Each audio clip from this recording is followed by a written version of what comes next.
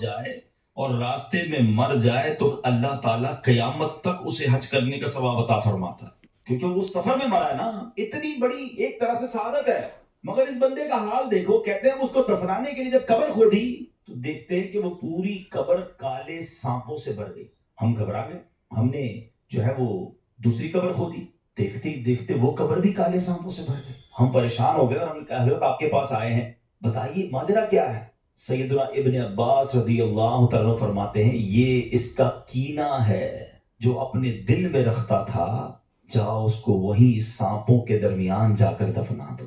آپ ذرا غور کیجیے پیارے اسلامی بھائیوں کہ حج کا مسافر ہے مگر قبر میں سانپ آ گئے. وجہ کہ اس کے دل میں کینہ تھا، مسلمانوں کے لیے بغض تھا، لوگوں کے لیے برے خیالات تھے. فرمایا جس کے دل ایسا ہو کہ ادھر بھی قبر کھودو گے ادھر سانپ نہیں آنا ہے، ادھر عذاب نہیں آنا ہے، ادھر ہی دفنا دو. اے پیارے اسلامی بھائیوں ذرا غور کیجئے. میں آج جس بیماری کے بارے میں، جس پرابلم کے بارے میں ذکر کرنے آیا ہوں، سمجھانے آیا ہوں، خود بھی سمجھنے آیا ہوں، وہ ہے کینہ، بغض.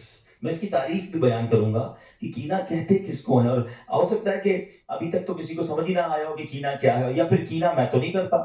تو ذرا سنیے گا. اب پہلے تو کینہ جو ہے اس کی تعریف تھوڑی دیر بعد بیان کرتا ہوں. ایک طرف آپ نے اس بیمار یا اس پرابلم میں جو شخص مبتلا ہے اس کا عذاب سن لیا. اب آؤ دوسری طرف انعام بھی سن لو. ایک بار پیارے آقا علیہ الصلوۃ والسلام نے، صحابہ کرام موجود تھے، سیدنا انس رضی اللہ تعالیٰ عنہ اس حدیث کے راوی ہیں، کہتے ہیں کہ نبی پاک علیہ الصلوۃ والسلام نے فرمایا کہ یطلع علیکم الآن من هذا الفج رجل من اہل الجنہ. آقا فرماتے کہ ابھی تمہارے پاس اس راستے سے ایک جنتی آدمی آئے گا. اب ذرا غور کریں کہ صحابہ کرام کتنا دلچسپی کا اظہار کیا ہوگا. سارے کیوریس ہو گئے ہوں گے کہ دیکھے تو صحیح کون آ رہا ہے. نبی پاک نے پہلے ہی بتا دیا کہ اس دروازے سے اب ایک جنتی آدمی نے آنا ہے. سارے صحابہ دروازے کی طرف دیکھ رہے ہیں. اب ایک انصاری صحابی آئے، بہت بڑا ان کا نام بھی نہیں تھا، ان کی داڑھی کے بال وضو سے تر تھے، بائیں ہاتھ میں جوتیاں اٹھا رکھی تھی، بڑا نارمل سا بندہ تھا. دوسرے دن نبی پاک علیہ السلام نے فرمایا کہ ابھی اس دروازے سے ایک جنتی شخص آئے گا. بالکل نبی پاک نے فرمایا تھوڑی دیر بعد وہی بندہ دوبارہ آیا. تیسرے دن آقا نے فرمایا اس دروازے سے جنتی بندہ آئے گا. تیسرے دن بھی وہی شخص داخل ہوا. اب حضرت عبداللہ بن عمر رضی اللہ تعالیٰ فرماتے ہیں کہ میں اس انصاری صحابی کے پاس گیا. میں نے کہا معلوم تو کروں عمل کیسا ہے. آقا 3 دن سے فرما رہے جنتی بندہ آئے گا، تینوں بار یہی آیا، ایسا کیا کرتا ہے. اچھا اب کمال دیکھو حضرت عبداللہ بن عمر انصاری نے کیا کیا. کہتے ہیں حضور مجھے آپ کا مہمان بننا ہے، کیا آپ میری مہمان نوازی کریں گے. انہوں نے کہا ٹھیک ہے، آ جائیں میرے گھر آ جائیں. کیوں گھر جانا تھا؟ کہ اس کا عمل معلوم کرنا تھا، اس کی نیکی معلوم کرنی تھی. اکیلے میں کرتا کیا ہے، ایسا کیا کرتا ہے کہ پیارے آقا علیہ الصلوۃ والسلام 3 دن سے فرما رہے ہیں کہ اس دروازے سے جنتی بندہ آئے گا، یہی بندہ آتا ہے. اچھا ہم کسی کے گھر کیوں جاتے ہیں کہ یار کسی کے گھر جائیں ذرا دیکھیں تو صحیح کماتا کیا ہے، اندر کی اطلاع ملے کہ گھر کیسا ہے، اس کا خرچہ کتنا کیا ہے. ہم کسی کے گھر نارملی کوئی بندہ کسی کا مہمان اس لیے بھی بنتا ہے کہ ذرا جاسوسی کرے. مگر صحابہ کا خیال دیکھو، ان کی صفائی دیکھو، دل کی نیتیں دیکھو.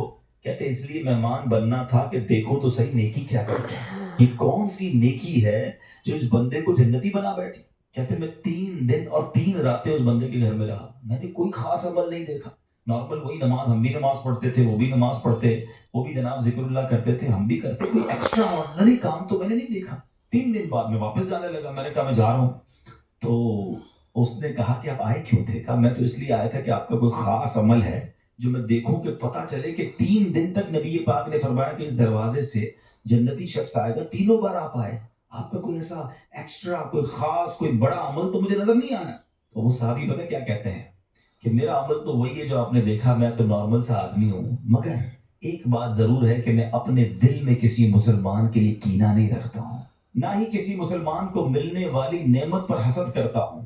حضرت سیدنا عبداللہ رضی اللہ عنہ نے فرمایا یہی وہ وصف ہے جس نے آپ کو اس مقام پر پہنچا دیا ہے. اب دونوں باتیں یاد رکھیے، دل گندا تھا، کینہ تھا، بغض تھا، مسلمانوں کے لیے حسد تھا، برے خیالات تھے، تو حج پر جا رہا تھا مگر قبر میں سانپ آ گئے. اور دل صاف تھا، حالانکہ بظاہر کوئی بڑا عمل نہیں تھا، مگر نبی پاک 3 دن تک جسے جنت کی بشارت عطا فرما دیتے کہ وہی شخص تھا.